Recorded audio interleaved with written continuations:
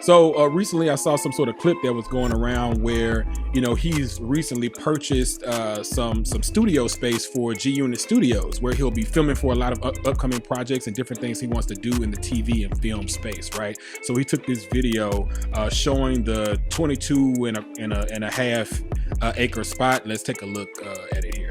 985,000 square feet.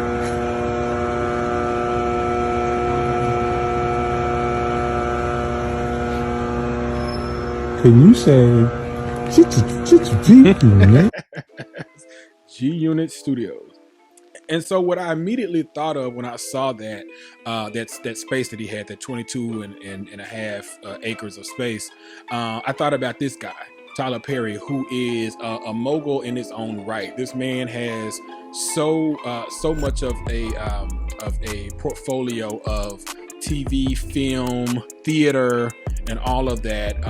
When it comes to his creations, you got the Oval, you got movies, Acrimony, and he has all these projects that he's done, right? All of this mass of content that he has put out, right?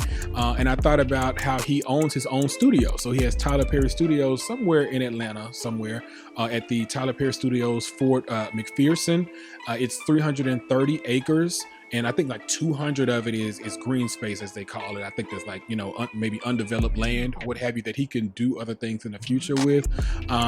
But this huge amount of space where all these different studios that he has named after great noteworthy actors and actresses, developing that space to really bring in-house one of those large expenses that someone of a producer, filmmaker, writer would have. One of those huge expenses, to be able to not only hire the talent, but have the space to film your different projects and your visions that you want to have, and then bringing that in-house to try to keep costs low, so that when you get budgets for different projects and things, that you can deliver in a different type of way, and then get a lot more money on the back end. And it's one of the things that he speaks to. Equity in your art in perpetuity. Hold on, I'm gonna have to something else in this 1942. I'm gonna have to slow down a minute. Wait a minute. Let me concentrate for a second. Give me some water.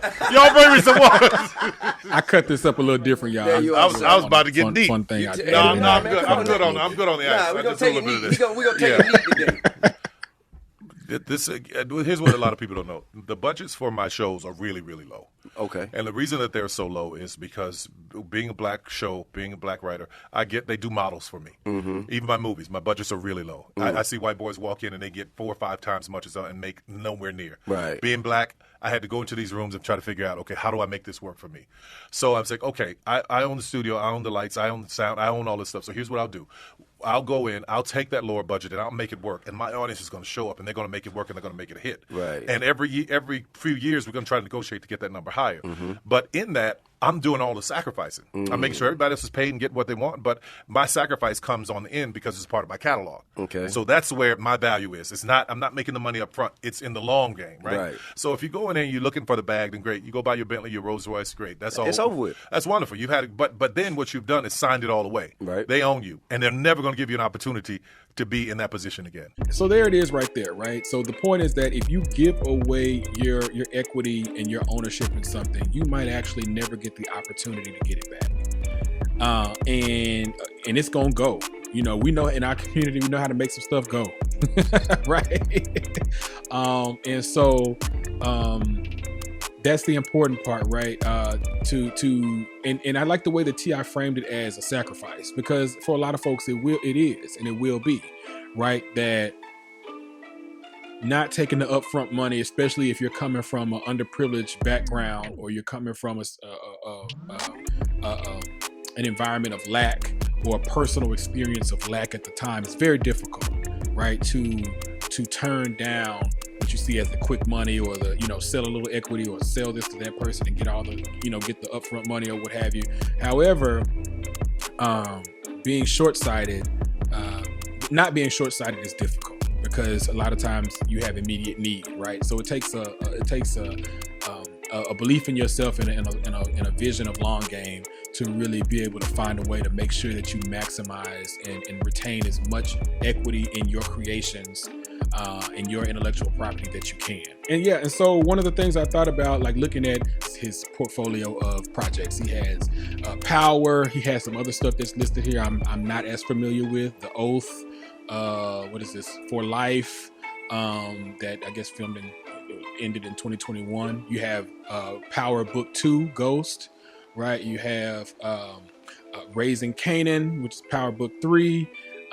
Then you got BMF, and I think there's another Power book, right? Power Book 4, Force, which is the Tommy character from Power, right? Hip Hop Homicides, all this different stuff. It's a whole lot of hip hop, a whole lot of hood. You know, that's 50. You know, it's gonna be some gangster hood. I mean, maybe he'll diversify on something. I don't know. Maybe later he'll do something a little different, but okay. I mean, that's your lane, cool.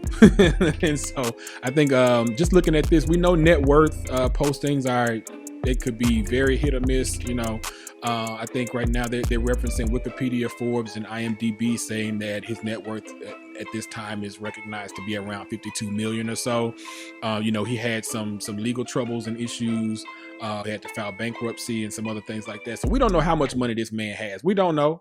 I don't really know. However much we think he has, he probably has a little bit more than 50. But anyway, that being said, I think it would be interesting to watch him follow some of the footsteps of Tyler Perry if that's what he's planning on doing. And it seems to be so, because he's had a lot of issues in the past with folks that he's partnered with on some of his projects, Stars and some of these other folks doing things. I think he's trying to find ways to bring some things in-house similar to a Tyler Perry, to be able to control costs on certain things and then leverage, you know, the content that he has to push for larger budgets, and to move smart in that way. So I'm really interested to see what he does with that and how he takes some of the steps or take some of the notes from Tyler Perry and manifest that into something else. I can never doubt myself, I know better. All of you critics be acting like you know better. Blowing the smoke, but I know when the dust settles that I'm in my element. It's evident that there's levels to the game. All of those dark nights I got then, breaking my back to make it out, got me feeling like rain. I ain't never need your help, I know you wishing me well. A penny for your thoughts, but seeing no change. I snap for the sun like Diddy. The riches got a mad ass son, I'm like Billy. I ain't never switch up, whole team with me. Putting on for my city like OAG.